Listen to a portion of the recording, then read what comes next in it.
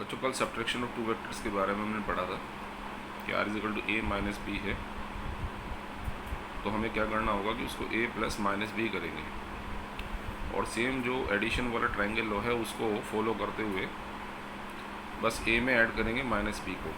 तो जैसे a में b को ऐड करेंगे तो रिजल्ट ही आएगा, माइनस बी के लिए b की डायरेक्शन को अपोजिट कर दिया है ना। रिजल्टेंट आपको मालूम ही है, एंगल भी आपको मालूम है। अब जैसे ही क्वेश्चन दिया आपको, a particle is moving in a circular path of radius 0.4 metre with constant speed of 10 metre per second, speed constant है, and find the change in velocity after 1/4 round and acceleration in motion, है ना। वो time भी दिया हुआ आगे, लेकिन main बात है स्पीड कांस्टेंट के बावजूद उसके वो चेंज इन वेलोसिटी पूछना चाह रहा है, एक्सेलरेशन पूछना चाह रहा है अगर वो 1 राउंड को कंप्लीट कर रहा है 2 सेकेंड में। अब देखो जैसे मैंने फिगर बनाई सर्कुलर पाथ में, स्टार्टिंग पॉइंट ए ले लिया। अब ए में भी मोशन वो इधर भी स्टार्ट कर सकता है या इधर से भी कर सकता है, मैंने ऐसे एज्यूम कर लिया। तो क्वेश्चन पुटअप होता है कि इस पॉइंट पर हम, है ना, वेलोसिटी को कैसे शो करेंगे, और जब स्पीड कांस्टेंट तो वेलोसिटी में क्यों चेंज है। तो स्पीड है स्केलर क्वांटिटी और वेलोसिटी है वेक्टर क्वांटिटी, ठीक है। वेक्टर क्वांटिटी है तो उसमें डायरेक्शन भी होगी, और क्योंकि जब ये पार्टिकल मूव करेगा तो इसकी डायरेक्शन लगातार बदलेगी, इसलिए वेलोसिटी में चेंज आएगा। तो इस पॉइंट पर अगर हम ये निकालना चाहें कि what is the direction of velocity, उसके लिए हम क्या करेंगे, इस डायरेक्शन में टेंजेंट ड्रॉ कर देंगे और 1/4 राउंड के बाद वो बी पर पहुंचेगा, टेंजेंट ऐसे ड्रॉ कर देंगे। तो आप देखो वेलोसिटी की डायरेक्शन में चेंज आ रहा है, and due to the change in direction velocity बदल रही है।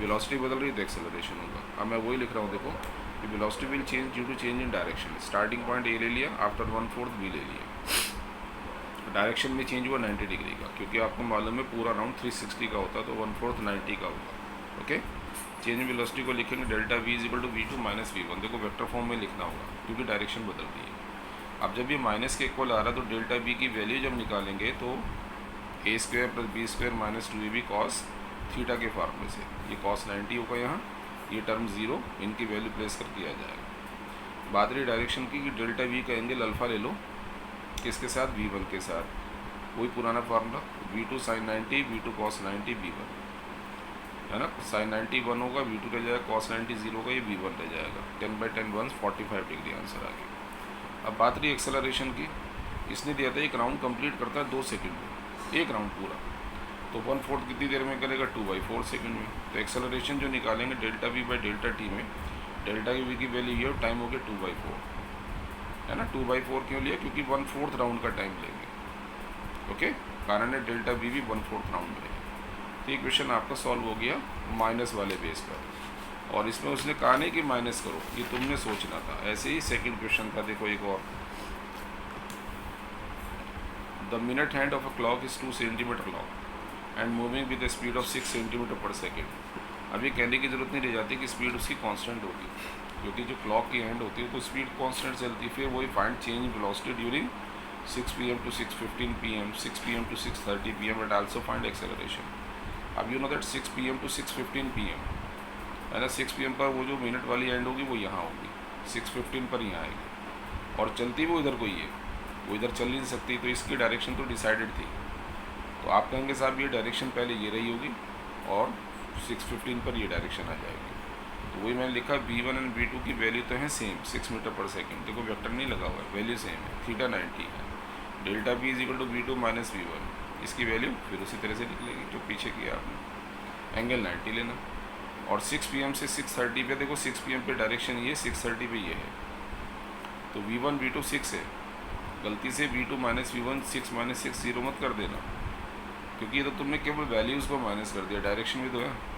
तो वही लिखेंगे v2 minus v1 vector form में, और यहाँ v1 square v2 square minus 2v1 v2 cos 180, क्योंकि इनकी डायरेक्शन के बीच में देखो 180 का एंगल आ गया। ऐसे समझ लो अपोजिट दिख रही है, या समझ लो कि पूरा राउंड 360 का है तो हाफ राउंड जो है 180 का होगा। सॉल्व करके निकालेंगे 12 सेंटीमीटर पर सेकेंड आएगी। बात रही एक्सेलरेशन की, delta v upon delta T, तो डेल्टा v आप कोई भी ले लो, चाहे तो वो 6 से 6:15 वाला ले लो, 6 से 6:30 वाला, मैंने 6:30 वाला ले लिया, तो टाइम हो जाएगा 30 मिनट। 30 मिनट को सेकंड में कन्वर्ट करोगे, है ना, तो ये रखोगे आंसर आ जाएगा। ये दोनों क्वेश्चन आपके डिफरेंस ऑफ वेक्टर पर हैं, लेकिन वो क्वेश्चन में मेंशन नहीं कर रहे, तुम सोच रहे हो। अब ऐसी क्वेश्चन ये देखो, an object is moving in a straight line with velocity 3 meter per second due east, ठीक। Another object is moving with 4 meter per second 60 degree north of east. 60 degree कौन सी डायरेक्शन में? नॉर्थ डायरेक्शन में। कहाँ से? East से। Find V12। V12 का मतलब velocity of one relative to 2, magnitude direction दोनों। Also draw the vector diagram. तो यहाँ लिखा भी मैंने, देखो V12 का मतलब velocity of one relative to 2, और उसका फार्मूला का V1 माइनस V2, फिर देखो माइनस आ गई। अब V1 तो हो गया ईस्ट डायरेक्शन में, V2 हो गया नॉर्थ डायरेक्शन में 60 डिग्री ईस्ट से, है ना। तो ईस्ट से 60 डिग्री नॉर्थ में चले गए। इसको हम नॉर्थ ईस्ट नहीं कहेंगे, वो तब कहते हैं अगर यहाँ पर 45 होता। ऑब्वियस है ये माइनस है, तो फार्मूला क्या बनेगा? V1 square V2 square minus 2V1 V2 cos 60। Value place करके आंसर निकाल देंगे। अब अल्फ़ा एंगल तो तुम एज्यूम करोगे, है ना, वो इस डायरेक्शन से ही करना, कारण ये ईस्ट सर्टेन है, ये सर्टेन नहीं है। ये तो 60 डिग्री पर है, पता नहीं कौन सी डायरेक्शन होगी, तो आप इससे ले लोगे और लेके फिर V2 sin 60 V1 minus V2 cos 60 करके आ जाएगा। तो आंसर क्या लिखेंगे? Alpha is equal to tan inverse 2√3। कौन सी डायरेक्शन में? ईस्ट से जा रहे हैं हम किसकी तरफ? नॉर्थ की तरफ। तो क्या लिखेंगे? North of east. और डायग्राम जब बनाएंगे देखो चेक करो, ये रहा V1, ये रहा V2, देख रहे हो, ये रहा V1, ये रहा V2। तो हम क्या करेंगे? माइनस V2 ड्रॉ कर लेंगे और पैरेललोग्राम बना के ये डायगोनल ड्रॉ कर देंगे। समझ गए ना मेरी बात? ये आपके पास डायरेक्शन आ जाएगी। ठीक है, सबको समझ आ रही बात? ये कोई मुश्किल नहीं इसमें। नए क्वेश्चन में देखो, जो मैंने एक और कराया था आपको, उसी में देखो, the rain is falling vertically with a speed of 10 metre per second. A person standing on a bus stop starts running in east direction with 5 meter per second.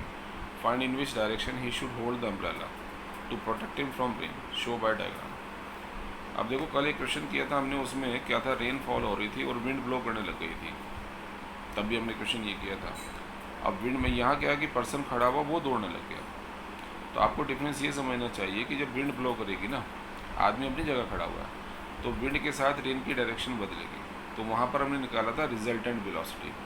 यहाँ जब पर्सन दौड़ेगा तो उसके दौड़ने से रेन की डायरेक्शन बदली नहीं actual में, बट उसे अपीयर होगी, उसे ऐसा लगेगा कि रेन सीधी नहीं आ रही, टेढ़ी आ रही, तिरछी आ रही है उसके चलने से। तो यहाँ पर हमें कैलकुलेट करना होगा रिलेटिव वेलोसिटी। क्या लिखा देखो मैंने? VR तो ये हो गया रेन की स्पीड, पर्सन की हो गई। Person should hold the umbrella in a direction of velocity of rain, है ना, velocity of rain relative to person, that is VRP। Now VRP जो होगा VR माइनस VP हो गया। ओके, तो मैंने क्या किया? VP ड्रॉ किया, ये VR ड्रॉ कर दिया। अब क्योंकि माइनस VP करना तो VP की डायरेक्शन बदली, पैरेललोग्राम पूरा करके ये डायरेक्शन निकाल दी। तो उस पर्सन को रेन ऐसे नहीं लगेगी, ऐसे लगेगी आते हुए, तो उसके चलने के वजह से, ठीक है ना। रेन ऐसे चल रही है, पर्सन ऐसे दौड़ रहा है, तो उसे कैसे महसूस होगा? ऐसे लगेगा रेन ऐसे आ रही है। इसे प्रोटेक्ट करने के लिए वो अम्ब्रेला इसी डायरेक्शन में लेगा, क्योंकि रेन अगर ऐसे आएगी तो उसे रोकने के लिए अम्ब्रेला ऐसे लगा। अब इस अम्ब्रेला का एंगल हमेशा ध्यान रखना वर्टिकल डायरेक्शन से निकालना, क्योंकि शुरू में आपका अम्ब्रेला ऐसा नहीं होने का कभी भी, इस तरह से ही होगा, इस डायरेक्शन से निकालेंगे। तो tan alpha is equal to VR upon VP, ये सॉल्व कर लेंगे। Alpha is equal to tan inverse 2 from vertical to east, ये आपका आंसर होगा। ठीक है, आप कभी कभी क्वेश्चन ऐसे भी दे देते हैं, देखो, a boat is moving with velocity 3I + 4J, water is in river moving with -3I - 4J, find velocity of water relative to boat, velocity of boat relative to water. ये सिंपल है, boat ये हो गया, water ये हो गया। अब WB निकालेंगे, W - B, क्योंकि ये वैल्यूज डायरेक्ट वेक्टर फॉर्म में है, इसमें डायरेक्शन वैल्यू दोनों इन्वॉल्व हैं, आप डायरेक्ट रख दो वैल्यू, ये आगे।